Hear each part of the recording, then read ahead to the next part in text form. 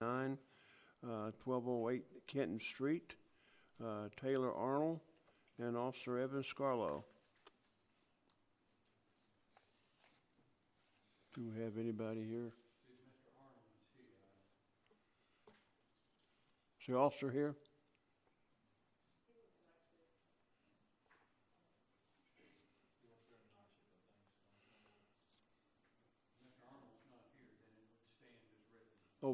So he's not here? I beg your pardon. All right, so I guess that takes care of case number 1.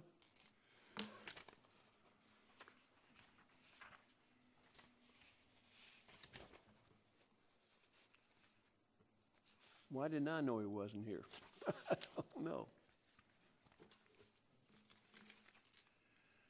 All righty, case 2 is citation BG 123577, location Elm Street, Main Avenue.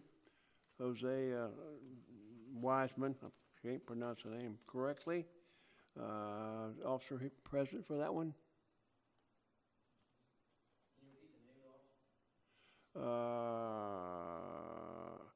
Armin? I'm sorry. Yeah, I'm sorry. Need you up here, sir.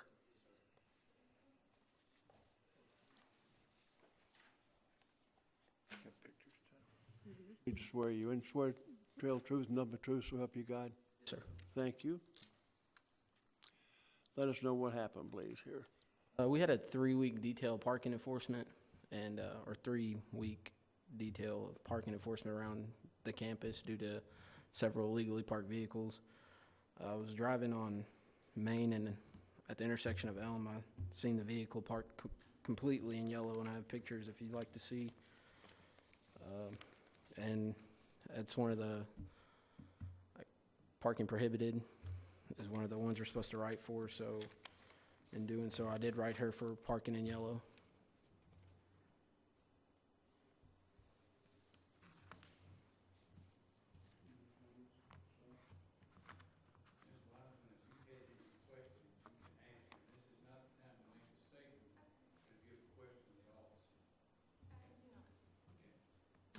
All right, then if you may come, we'll swear you in also now. And you can correct your name for me because I know I butchered it. Who's Josie Wiseman? I apologize. You're fine. You swear to tell the truth, nothing but the truth, so help you God. I do. Please. So this is my 2nd week living in Bowling Green because I'm a new student at Western. So I was at the house. I live at 604 East Main Avenue, the blue house across from where I parked. And we do have street parking only, and we would be able to be park in the back of our home, but our landlord doesn't allow us to. And I have many pictures on my phone of others parked in the yellow, and my roommates that have lived in the property for many years said, we've always parked in the yellow and we've never got any tickets, so if there's no parking available, then you should be fine.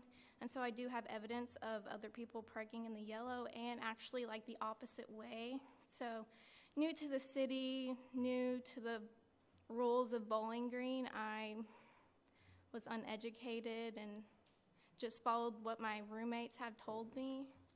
So, and I also got a second ticket that following morning, so not even 24 hours after getting the first one. And I was just pulled up a little more because there was no parking available, because we also have 3 boys that live upstairs and they always have friends over. And so that street usually gets populated pretty quick, especially when I get home on Tuesdays and Mondays from my night classes. The street is packed. And so that was my only option, was to park in the yellow. But I have no other words to say why I was parked in the yellow. If you were driving elsewhere in Bowling Green, say up on campus, and you saw yellow marked parking, would you park there and think it's okay? No, but this was a side street and nobody was, it's just like the residents, and so I wasn't feeling that I was in the way of anybody, and there was no drains, a fire hydrant, a driveway that I was blocking, and so. You must have been concerned about it because you inquired of your Neighbors and friends. Your friends.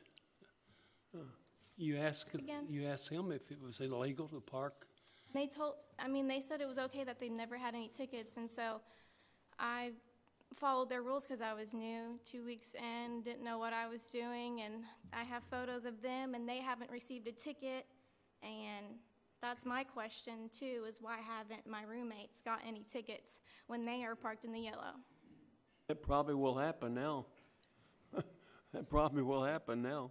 Then I also want to ask if you could unpaint the yellow in front of our house, because there is no drainage, no water line, no fire hydrant, no driveway. I also have a picture of my home in the yellow that's in front of it. So I want to ask why it's painted yellow. I think one of the things you mentioned here is that you have no other option. Yes, you have other options. You don't have to drive your car there. You have other options, ma'am. And where's your home? 604 No, I'm sorry. Where's your home? Bardstown, Kentucky. Bardstown. Do you have yellow lines in Bardstown? No, not really. To I be think- honest, I it's a think small they- town. I think they do, ma'am. I think they have yellow. Okay. Any other questions? Mr. Chair, it says it's parked on the citation, it says it's parked by fire plug. Am I looking at the right citation here? That was the other Cadet Spainhauer that accidentally wrote that. That's the second, that's the one right after this one. That's the second. That's case 3. Okay. So can you, The reason I ask. can you take me back through what the parking situation, I know you said there was some residential parking for your, I guess, your house, but that's always taken up. What No, is the our parking? landlord won't let us park there Does your landlord have a reason why you're not allowed to park there? because the building behind our house is where she keeps all of her equipment. And so if we're parked there, she won't be able to get her equipment. And so she won't let us park there. So has she designated, or is there any other designated parking anywhere near there, or is it pretty much? It's the street and that one spot that's in front of our house. We only have one spot that's available in front of our house. Otherwise, we have to park in front of other people's homes in their parking spots, because there's also homes on that street that don't have driveways and have only street parking. How many people? 3 downstairs and about 3 upstairs. I don't talk to the boys up there, but there's supposed to be only 3, but they always have friends over. How's that zoned? Do we know? Multiple, I mean, Oh, multiple occupancy, limit? yeah, yes, sir, yes, sir. what type of equipment does she have in the back that she needs to? Lawnmowers, I'm guessing, I don't know. How many spots are back there? So it'd be able to fit the 3 girls on the bottom, me and my 2 other roommates. So there are 6 people in the building and 1 parking spot. Correct. And the photo I have of the front of the home, the vehicle that was parked in our only spot was from Tennessee, never seen it before, white SUV, taking our only spot. So, there's also that. So what is the solution to the problem? Where are you going to be able to park? We talked, me and Tabitha, about getting spots in the parking lot next to our home available, because there's another apartment complex, and it's like a chiropractor's parking lot, but after hours, nobody will be parked there. So we were going to talk with them to see if they would let us park there. When you occupied this residence 2 weeks ago, did you inquire about parking availability for you as a tenant? Did you ask the landlord, where do I park my car? I emailed her after getting these 2 tickets, and she wasn't helpful at all. She was like, in your lease it says that you only have street parking, so you should have been aware of the city rules and all this other things. And she was like, I can't help you. So how, are you 1 block away from some available parking? Can't or- park in that parking lot because it's a private lot for that chiropractor. Is that the parking lot you and I discussed? Okay, so they won't let you rent a spot? Okay, I knew it was owned by a bank, and I thought those spots would be available to rent, to park in. to help with the situation like this. How long have your roommates been living there? I've only been there for about going on 2 months now, and then the oldest, this is her, she's been here for 4 years going to WKU, and her boyfriend lived in the home before, so she was familiar with the grounds, and then it's her little sister. So she's been in the home for about 2 months just like me, but they're from Bowling Green, so their home's like 20 minutes away.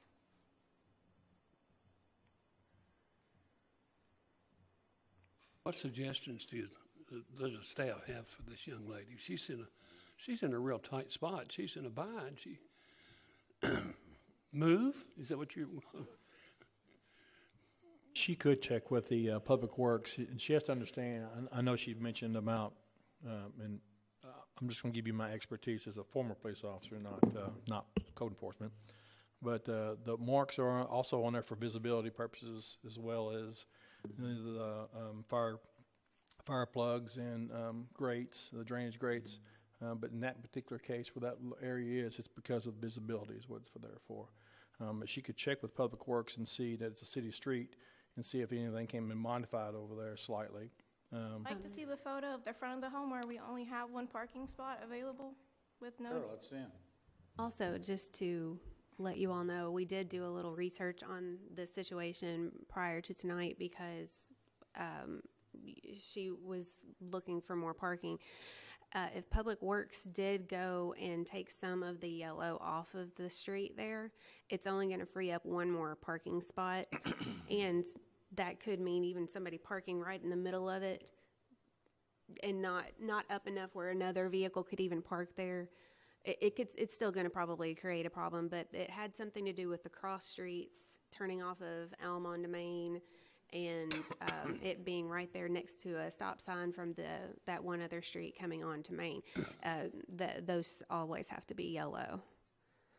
Does your landlord live in the same property that you live in, or live somewhere else? Know of right way property.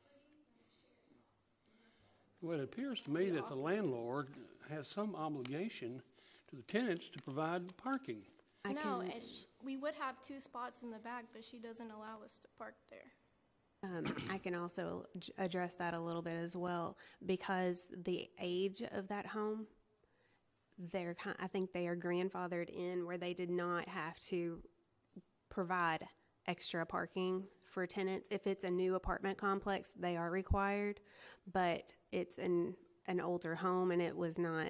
It's not required. I understand that, but when you're using it to store lawnmowers, that doesn't seem to be a very good use of that parking space. Right. She doesn't live there. That's right. She doesn't even live there. But that's part of planning and zoning that would go through, and it's grandfathered in. So I don't know that.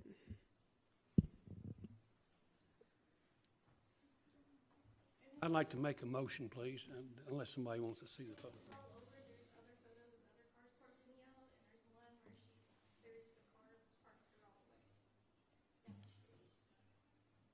I don't doubt anything you're saying. It's just that you got the ticket.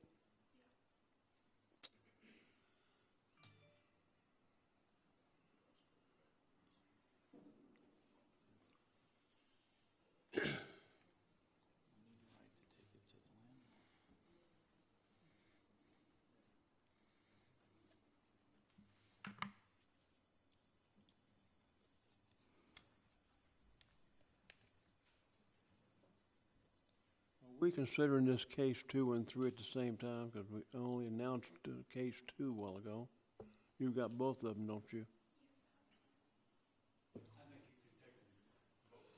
Well, for the record, let's make that correction that we are talking about case 2 and 3, the same person. In view of the circumstances surrounding this case, this young lady obviously is not trying to break the law. She's actually tried to get help, assistance, to no avail. I make a motion that we approve the citation and waive the fine of $50, two fines, $25 each. Second. Okay, question, point here. You understand what we're talking about? Yes. Okay, a motion has been made to hold the citation, waive the fine. Okay, I'm gonna support that, but I would like for you to tell your friends, everybody, Everyone? Yeah. that don't park there. Don't create more problems for themselves. And it's not, I can't really hold the landlord really at fault either. The house wasn't built, it was built for a single family resident way back when. And of course, someone along the way may not be the original owner anyway right now, if somebody else is using it for income. So please share, if you get the vote your way, please share our feelings, okay? Wilder, Dearbone, Deer, No. Simpson, No. Dearbone, Yes. Wilder, Yes. Thomas. Thank you. My immediate suggestion for Ms. Wiseman would be, she mentioned that on up the street, there are other legal parking spaces in front of other people's houses. My suggestion for her not to get any more tickets is if she has to park in front of somebody else's house and do it legally, that's what she should do.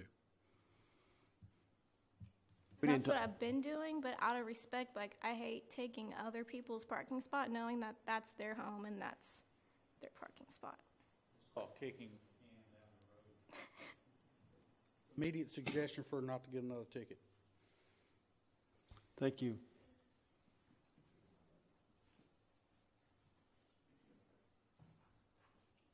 All right, so we've got, we're down to case number 4.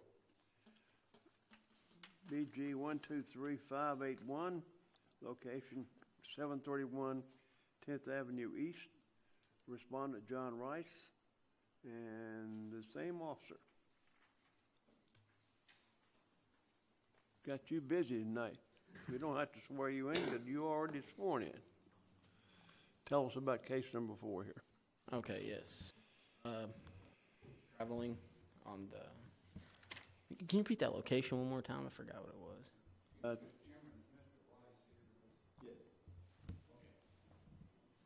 Thank you. 731 10th Avenue East. Okay, I was traveling on 10th Avenue and I observed this car parked in the opposite direction. As you can see on the left, there is a little bit of yellow, which means that on the left you go south. That way on the right you're coming north. And I observed him parked on the opposite side direction, so I ticketed him for the opposite side parking.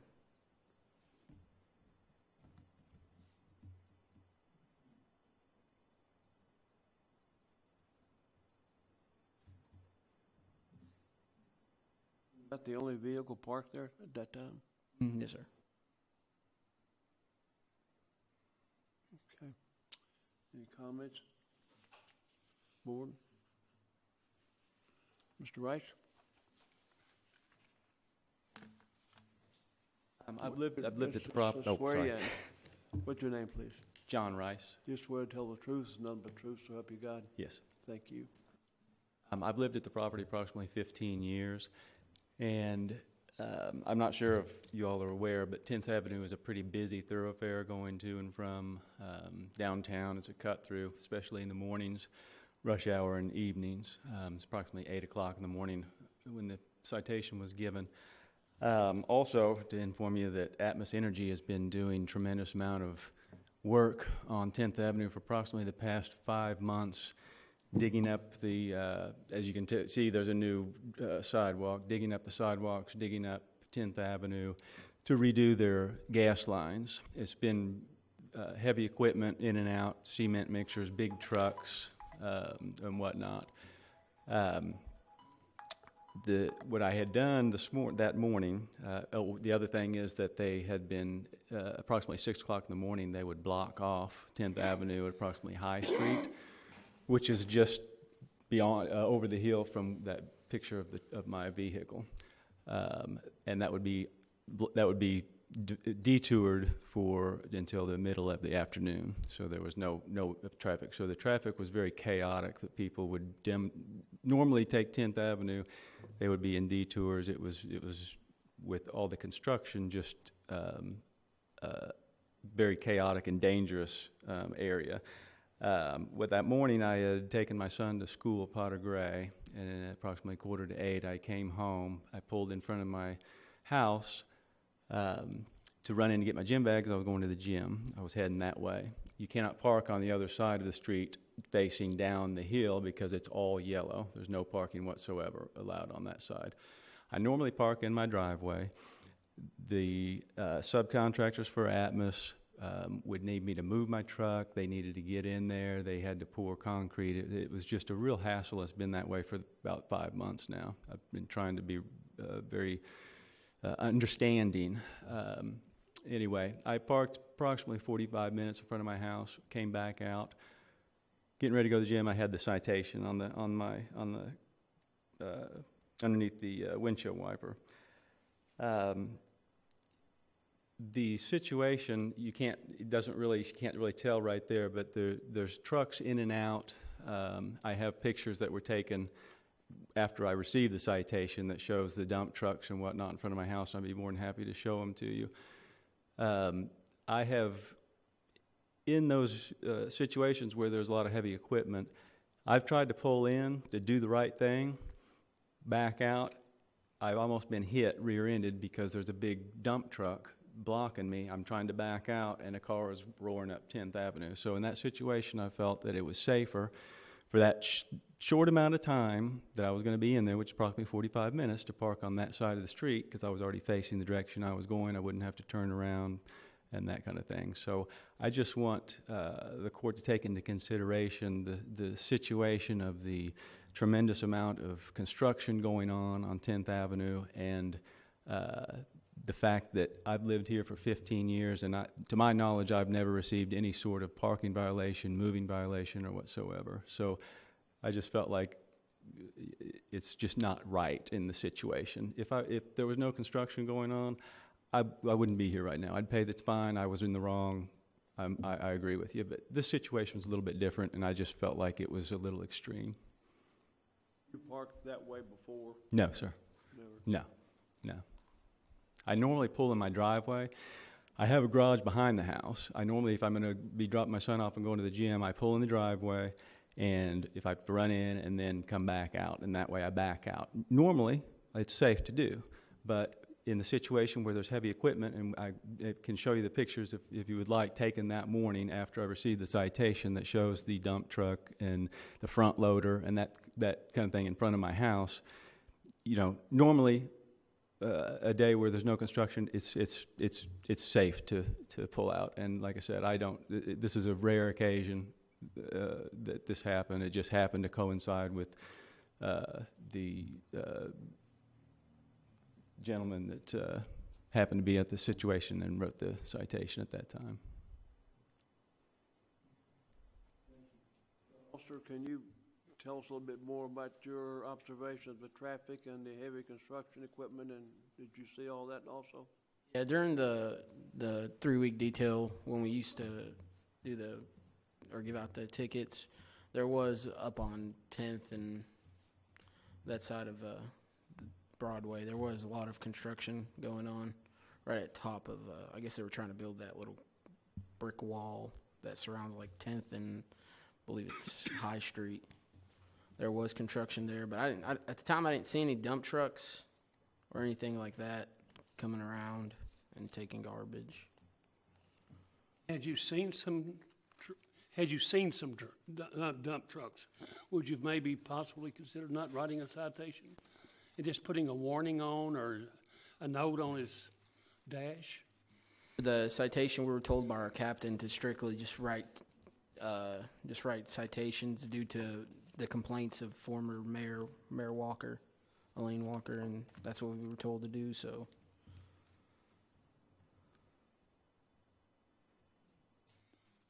I'd like to make a motion. What? I'd like to make a motion. Any other comments? Please, Jack. We accept the citation and waive the fine. I'll second that. Thomas, Simpson, Deere, Abstain. Simpson, Yes. Dearbone, Yes. Wilder, Yes. Thomas, Thank you, Mr. Rice. Thank you, officer. All righty, case number 5. Citation Bowling Green 123796. Location Elm Street, Main Avenue. Respondent Wayne Osborne. And young man, you ready again? Mr. Osborne here. Well, let me back up. Are you here? Okay. He's here, so please.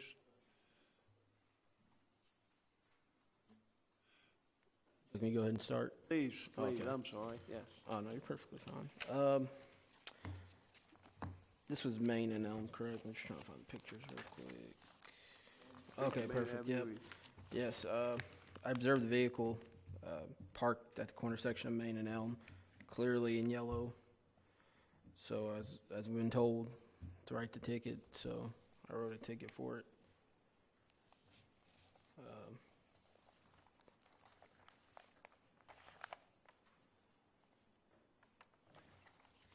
So this is the same property that Ms. Wiseman lives? Okay. Yep. Okay.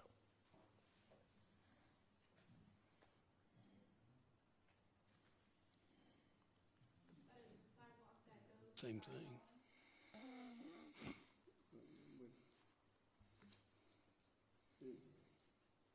Any more questions or comments or from the board?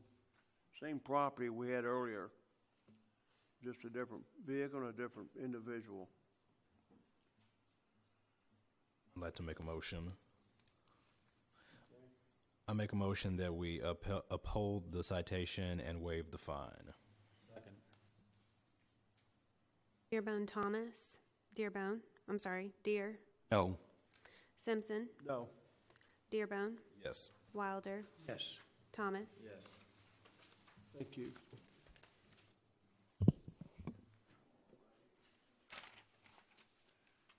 That terminates our parking citations for the day. Case number 6 is code under code enforcement. Case 2017-8841, citation 2017-104, 63.2, 1377th Street. Owner Joseph Harrison, care of Derek Harrison, respondent Craig Harrison, and Brad. It's your call.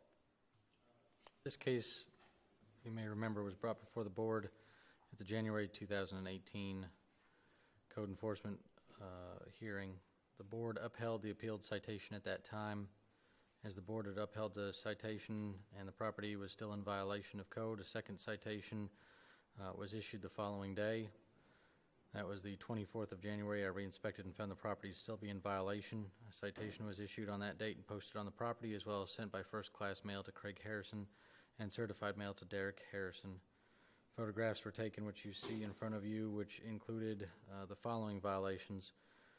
Dangerous building, vacant structure with broken windows and extensive rotting wood and peeling paint, vacant structure not maintained in good repair, fence not maintained in good repair or structurally sound, multiple broken, boarded, or missing windows, an exterior door not maintained in good repair or working order, areas of peeling, flaking, chipping paint, holes in the exterior walls and rotting wood, an accumulation of construction and demolition debris, an accumulation of indoor furniture, a lack of duty of maintenance of private property, accumulation of rubbish, garbage, and debris, scattered garbage, and a dilapidated structure. A follow-up date was on the citation for the 5th of February. That was since postponed due to the filed appeal. As of today, the case has been open for 108 days and the property remains in violation.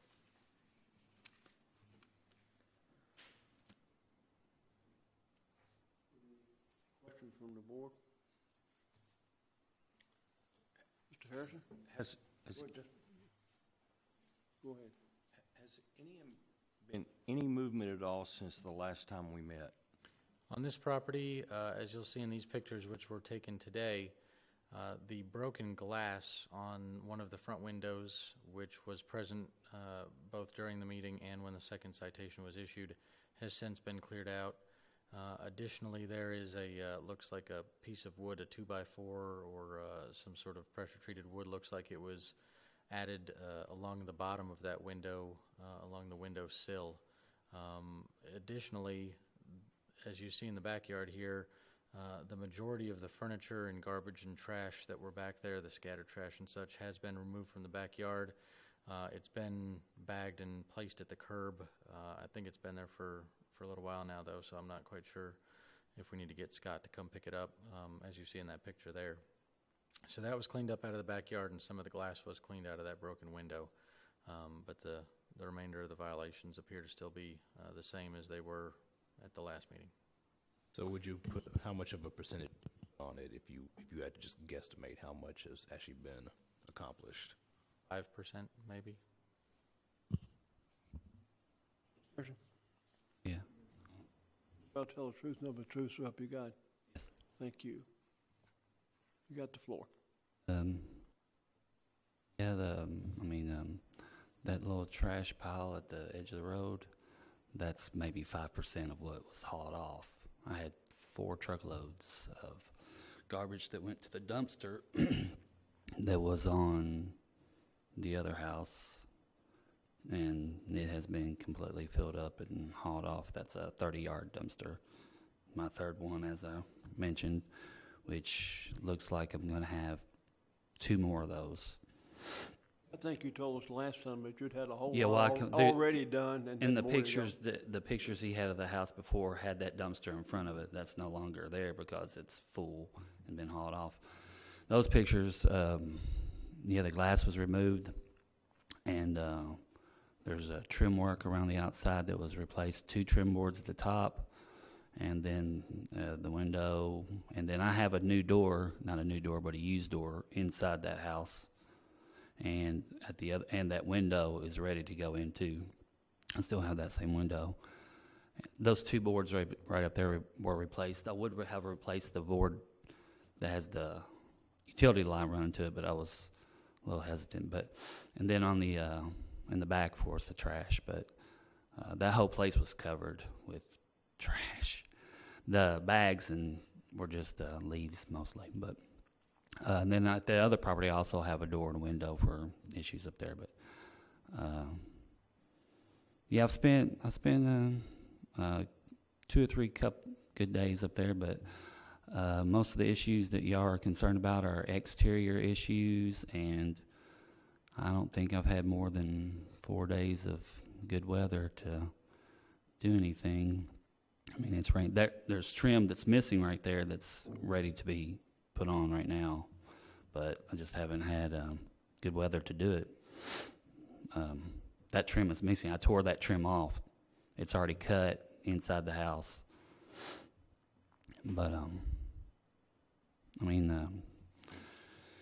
it's just a slow process. We did have a real estate agency come by, 2 of them. Caldwell Banker, John Huggins, and Kirk Tinsley from Crowlike come by and look at them to see what they thought about listing them. Caldwell Banker did say he would list them. Haven't signed a sales contract yet. I mean, I was still going to wait till after this meeting to discuss it with my brother to see what prices we were going to set to sell. But I told him that, if we do sell, that's not going to change I'm going to continue to do work, because if it takes 6 months or a year to sell, the more work that's done, the more value, or the more I can ask. So, Coa Banker said, list for 20, and then we'll entertain offers. But,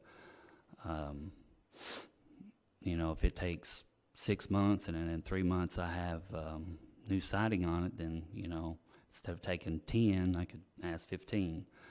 But, we've met with 2 siding guys, Robert Smith Siding out of Glasgow, and Window World, Jeremy, what's his last name? Jeremy Lindsay.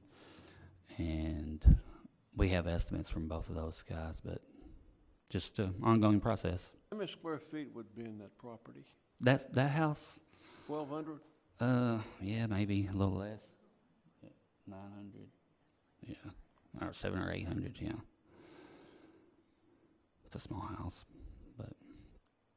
And other than that, I just wanted to cover some issues or some facts that, you know, the other people up here were mentioning. The girl said she lived here for 2 months, and that guy said he lived here for 15 years. Well, I've lived here my whole life. I was born on Hospital Hill. Lived in North Warren County, went to Bristow, and with a group of kids. I was going to go to Warren East. My family moved in town, and I went to Bowling Green High. My class was same class at Bristow as Amy Hale, Milliken, and Jeff Meisel. Those are Anything good about you necessarily? Jeff Meisel, who was also Good people. same year as my high school class. Chris Coron was also my year at high school. Your Wilder, Kim Wilder, yeah, she was a year, I think, ahead of me, a year or two ahead of me. So as far as, I know you made a comment about community, so I'm pretty well versed at who's in my community, and, you know, if anybody's a part of the community, it would be me. Is just just as great a part of this community as anybody else. So I didn't cover that last time. I kind of wanted to let you know. And I'm a graduate of Western Kentucky University. I think Randy taught there, but you know, other than that, it's just work and time. And we haven't listed them yet. My brother wants to sell, so I said, well, you know, they already have liens on them from previous owner, which we know that situation. So we're going to lose money by having to pay the liens before we can actually sell them anyway. I'm just trying to avoid additional liens and additional costs when I could put that money into the house. So fines aren't helping any. I mean, Questions? Motions? Discussion? You think the staff that he's showing a good due diligence effort to address the problem, the whole problem, the total problem, not just getting it back in compliance? He's, you know, say you did 10% of the work. That means you've got 9/10 left. That would be 9 more months. If we find you $800 every month, that would, I mean.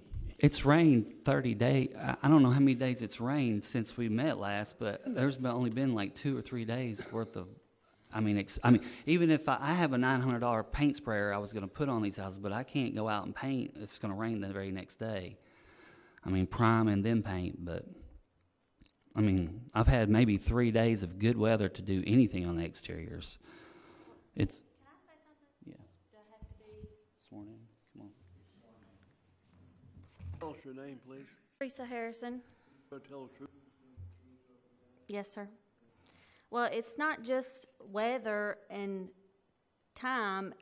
This past week, he's worked 70 hours. So he's not only trying to do this, he's trying to work and provide for our family too, which is another reason why he wants to keep these properties and build them so we can have more income coming in our home too.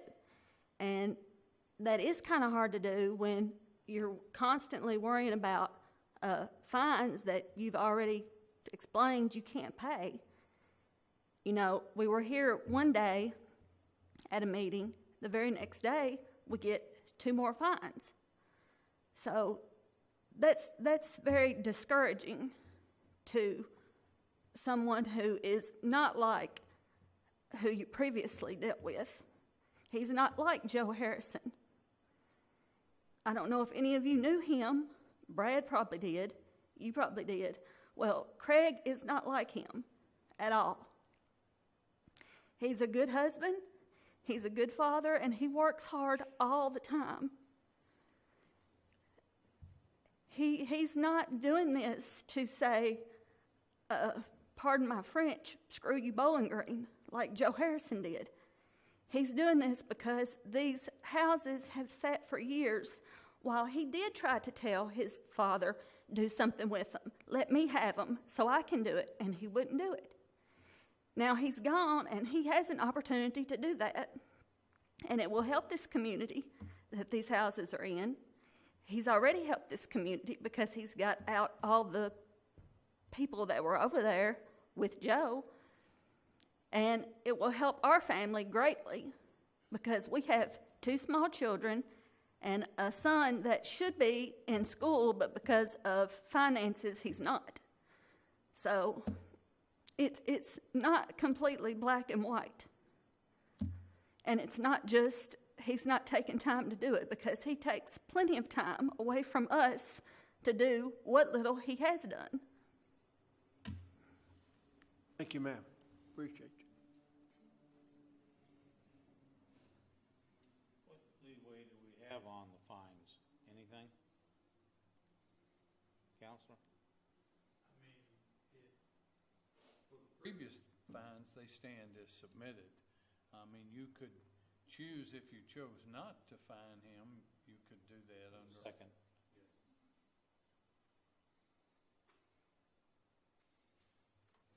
In the past, we've tried to be very lenient and very supportive and give somebody who's really making a tremendous effort to correct the problem a lot of flexibility and some leadway. I think this case merits the same kind of consideration.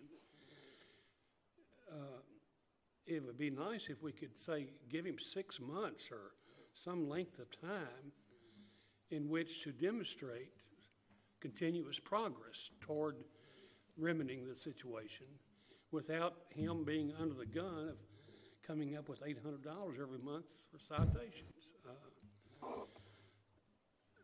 So I would plead that we need to be as lenient as possible, and yet as long as he continues to measure up to his word by progress, give him some forgiveness and give him some time. I think in the past, we have asked people in a similar situation where it's a long term to come up with a plan and to work with the staff and say, okay, I think after 2 months I'll be here, after 3 months I'll be there, et cetera, so that we have a roadmap of where you're going other than intentions. I would suggest that maybe that might be an appropriate action, and hold the fine in abeyance, and if the progress is not there, then we start back on the citation. We don't want to beat you up. We want you to be successful. We want your child in school. I'm really leaning toward selling the property. I don't see a 1,000 square foot house in perfect shape is going to be a big monetary income for you, and it's going to take a long time for you to get this.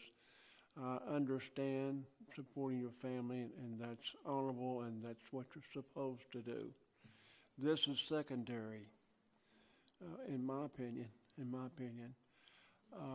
and if you can get $20,000 or $18,000 for one piece of property, or $18,000 or $15,000 for the other one, my opinion, you need to take it and walk, and not worry about it. Go back to supporting your family. 6 months ago or 3 months ago, before you got involved with this, it was there, but it wasn't exactly your problem, I don't think. Now you've taken it upon yourself. We have to maintain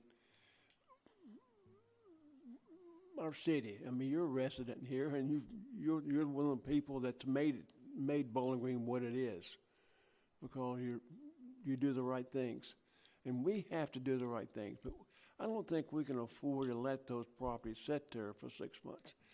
I'm out of the real estate business several months now, but I venture to say that that those properties will sell as is. And all that's going to happen is someone's going to come in and probably knock them down.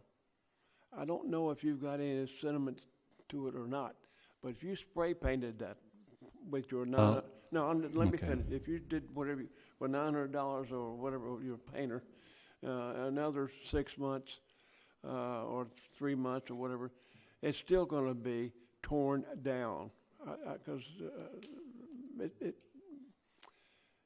that property calls for a nicer piece of property than a 1,200-foot house, a square-foot house, I think.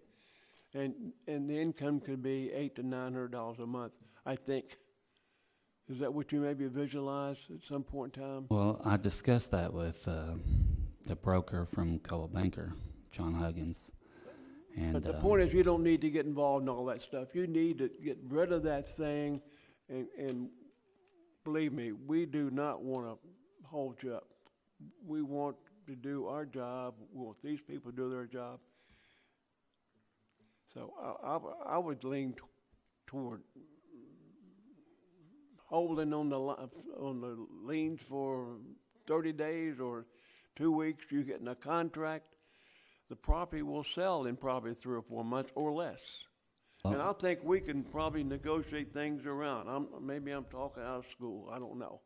But I just hate to see you beating yourself up, trying to be the upstanding citizen and father and husband that you are, when something like this is tearing you down.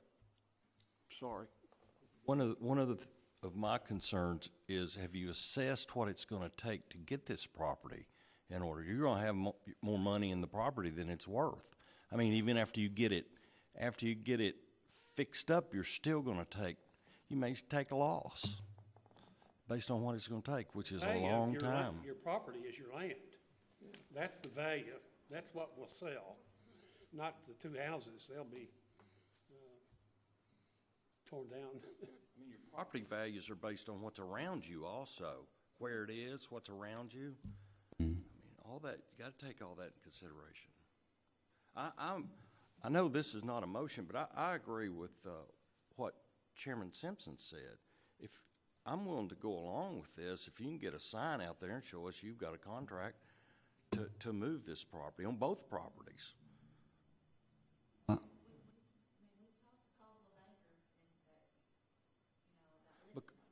Because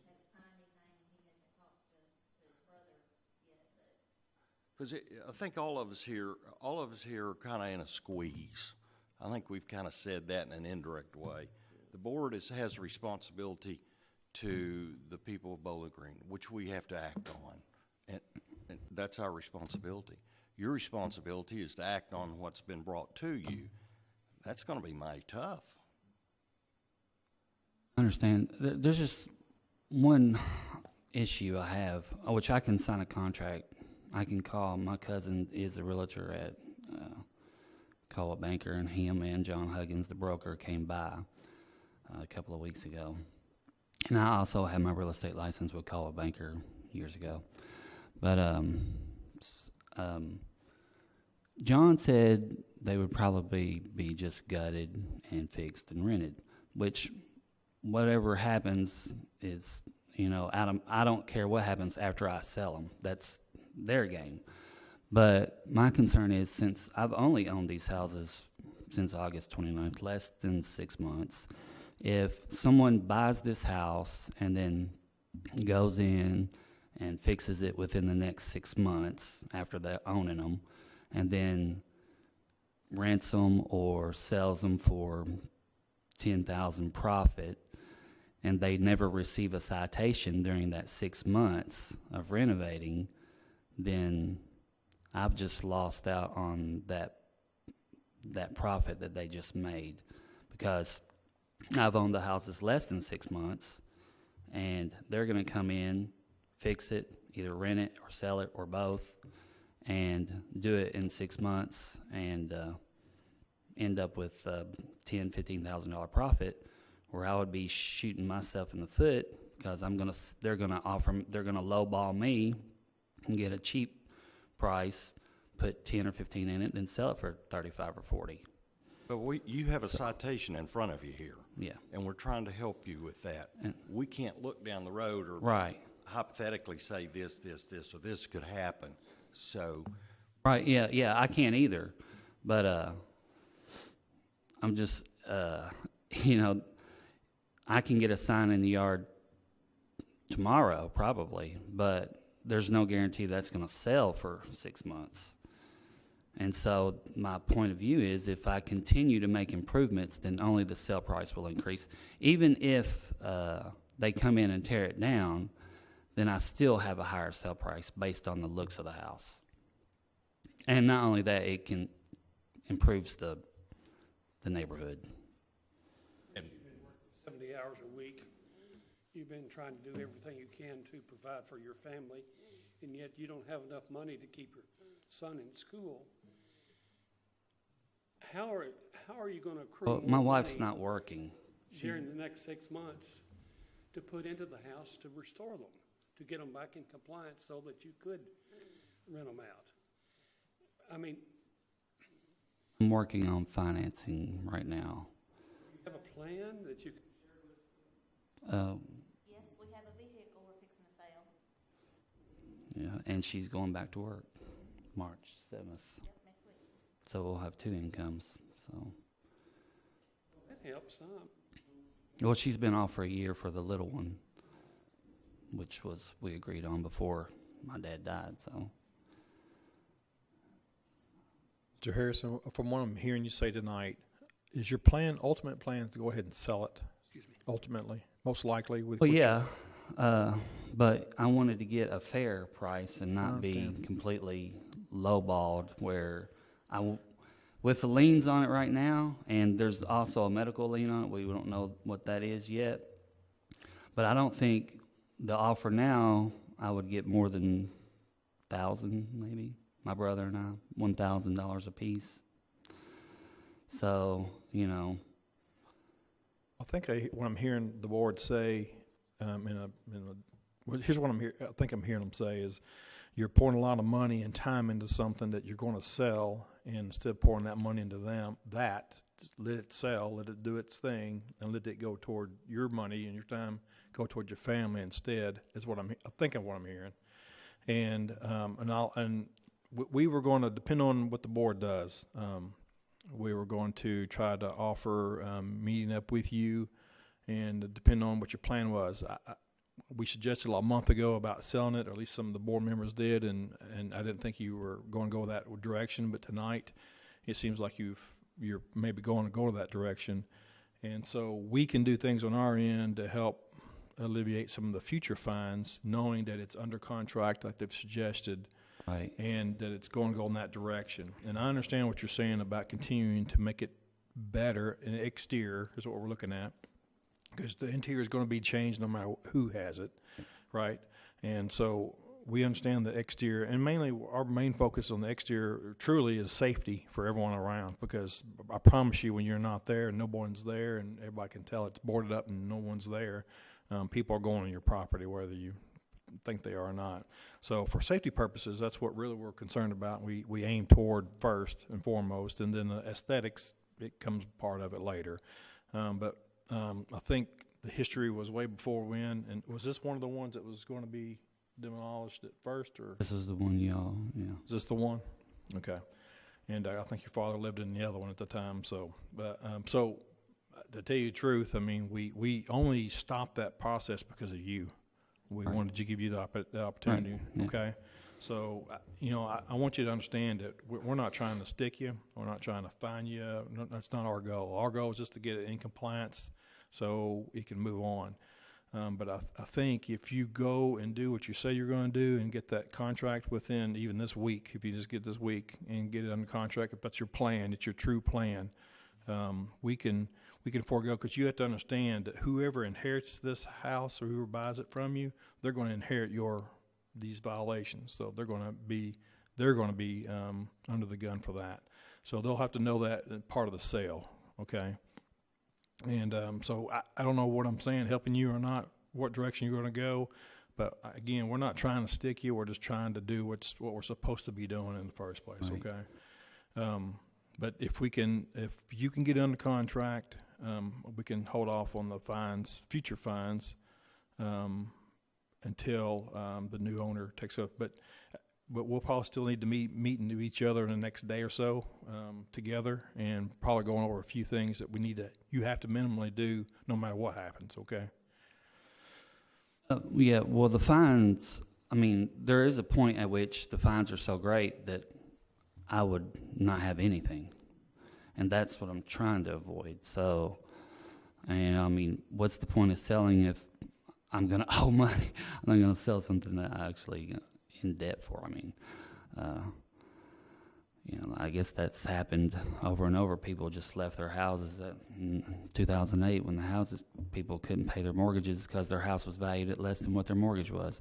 But, if there's so many fines on it, I can't even sell it, then, I mean, I don't know what you do then, except then you're forced to fix it and try to rent it and make money and pay those loan debt over a period of years. But I was just trying to avoid fines. That's why I'm here. That's why everybody's here, right? Right now, it's close to $2,000 tonight. Yeah, I Those know. two properties. I know how much the fines are. And I'm really of the opinion that if you can make some type of verbal commitment to us tonight that you'll list those properties and get with the staff here, I think we can work with you on solving the problem. Well, That's yeah. my position. Well, I mean, my brother has called. He called me yesterday, which I haven't had a chance to talk to him yet. But he's, the question was, what's going on with the houses? That's, basically what he asked. And before I told him, I have to do this hearing and see what they're going to say. But in between the last hearing and this hearing, I've met with 2 brokers from 2 real estate agencies, and got 2 siding estimates, and her going back to, that's what I've been doing, is figuring out what to do. But I haven't listed them because I was waiting for the results of what's going to happen here, because like you said, the fines are going to add up and add up and add up. So It sounds like, depending on what the board does and what you're giving us intentions that you're. I can have a contract signed probably tomorrow. Okay. And then I want you to, if you would please, meet with us. Tomorrow would be preferred, but at least Thursday. By Thursday, meet with us in the morning. I think we could have a good conversation. And I think it sounds like you're willing to do some things. We're definitely willing to do some things. And maybe we can go in the right direction together. That's what we're trying to shoot for. But I just need like they say, at least tonight, your verbal commitment, and then we can go. Yeah. Are you working tomorrow? Because I don't want you to have to take off to work to come do this. Yeah, Do what? nights. Works 12 hours at night. 12-hour nights. 7 to 7. 7 You gotta p.m. hurry up. You gotta hurry up and get to work, don't you? 7 p.m. to 7 a.m. So it's something that I can do work- stuff early. Is the best time for me, early in the mornings. Okay. Now I still get wide plenty, awake, right? plenty of sleep. Wide Well, awake. I get off work at 7. I usually go to bed about 9:30 or 10. Okay, Counselor, you got any comments? And then we're gonna ask the board here if they got anything. No, I think if y'all, given what he's suggesting, I think what I'm hearing is make an effort to get it sold, that's the direction we're going, rather than trying to rehabilitate a piece of property, at least in this particular location, it doesn't appear to be very habitable in any period of time. And I think your motion could be, you do not have to find them, if that's what you choose. I mean, it's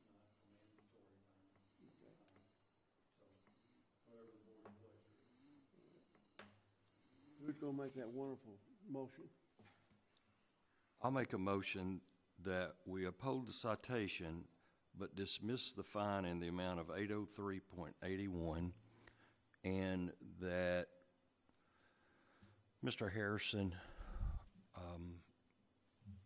has, I guess, a month for us, 30 days, to get contract and to work with our code enforcement officers to move this property. If you can put that in a motion. I think that's an appropriate motion. You need a second. Second. Dearbone, Deer, Yes. Simpson, Yes. Dearbone, Yes. Wilder, Yes. Thomas. That's something you live with? Yeah. We can go ahead and cover the other house too. John was gonna list both houses together. Let me okay. get us back in order if I Okay. can, then. Does that close the loop for that particular case? Okay. All right, then, Yeah, the next house. let's go house number 2. Yeah.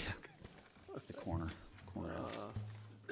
And that would be case number 2017-8835, citation 2017-10455.2, 1247 Stubbins Street. Mr. Harrison, Brad's got that case, and I think we can dispense with going through all that because essentially it's the same thing we had in the other property, the other case. Yeah. And I believe that the motion that we're making for the last one would apply to this particular case. Can we make that work? We were out? listing, You have any dispute about that? we were gonna list both houses together. That's Okay. that's what it should be. And, But let me ask you this, so we don't go through the testimony. Do you agree that that same applies to this house? yes, yeah, except it's a little cleaner now, but, Tried to make it simple, but I didn't, did I? Oh, you did. We got where they, now you're ready for a motion. Okay. So we got 2 properties we're talking about Yeah. with one motion. okay. That sounds good. And somebody will need to make the same motion. They don't have to restate it if that's. I'd like to make a motion to uphold the citation and dismiss the fine in the amount of $803.81, and for Mr. Harrison to work with our code enforcement officers and to have the property listed within, before we meet again, however many days that is, Tabitha. So, within a month. Okay. And working with our board. Yeah. Staff. Second. Dearbone, Deer, Yes. Simpson, Yes. Dearbone, Yes. Wilder, Yes. Thomas. Mr. Harrison, right here. Here's my card, my office number, and my cell number's on there. If you would please give me a call within the next 2 days. Okay? Thank you. Thank you you. for tonight. Appreciate Well, it. wait a minute, who's your cousin at Coldwell Banker? Chris Latimski. Who? Chris Latimski. He's been there about 6 months maybe. He's pretty Okay. fresh. And then I also have my first cousin's wife. She just signed on with Crowlike, which is, she just. Anyway, thank you very Thank you. much. Good luck. I Appreciate it. Thank you, ma'am. All righty. We don't have any discussion on repeat offenders. I'd like to have a motion to adjourn. Move that we adjourn. Second? Dearbone, Simpson, Deer, Yes. Simpson, Yes. Dearbone, Yes. Wilder, Yes. Thomas. This meeting is adjourned.